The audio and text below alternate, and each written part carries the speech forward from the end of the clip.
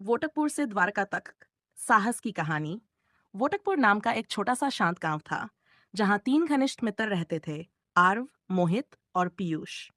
तीनों बचपन से साथ खेले कूदे थे और एक दूसरे के बिना रह ही नहीं सकते थे। पास ही द्वारका गांव में उनके पुराने दोस्त रहते थे, जिनसे मिलने की उन्हें बहुत दिनों से इच्छा थी।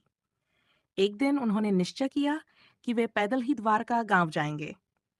सुबह सुबह तीनों अपने गांव से निकल पड़े। रास्ता हरे भरे जंगलों, ऊंचे पेड़ों और घुमावदार पगडंडियों से होकर जाता था। चलते चलते वे हंसी मजाक करते रहे, लेकिन जैसे जैसे वे आगे बढ़े, जंगल घना और डरावना होता गया।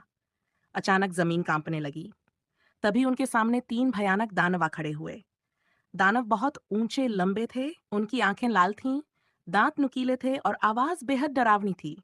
उनमें से एक दानव गरजते हुए बोला, इस रास्ते से कोई नहीं जाता, लौट जाओ वरना परिणाम बुरा होगा। तीनों बच्चे डर गए लेकिन भागे नहीं। आर्व ने साहस जुटाकर कहा, हम अपने दोस्तों से मिलने जा रहे हैं, हमें रोको मत। दानव जोर जोर से हंसने लगे और बच्चों को डराने की कोशिश करने लगे। तभी मोहित ने बुद्धि से काम लिया और बोला, हे दानवों, शक्ति से नहीं, समझदारी से जीत होती है। अगर हम डर कर लौट गए तो हमारी दोस्ती हार जाएगी। तभी पीयूष ने जमीन से एक छोटा ढोल निकाला और जोर जोर से बजाने लगा। जंगल में गूंज फैल गई। दानव घबरा गए क्योंकि उन्हें तेज शोर से डर लगता था। तीनों दानव आपस में उलझ पड़े और रास्ते से हट गए। तीनों बच्चों ने हिम्मत नहीं हारी और आगे बढ़ते रहे। कुछ ही समय में वे सुरक्षित द्वारका गांव पहुंच गए। वहां उनके दोस्तों ने उन्हें गले लगा लिया। सभी बहुत खुश थे।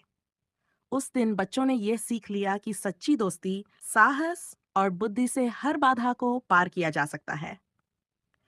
वोटपुर से द्वारका तक की ये यात्रा उनकी जिंदगी की सबसे यादगार यात्रा बन गई।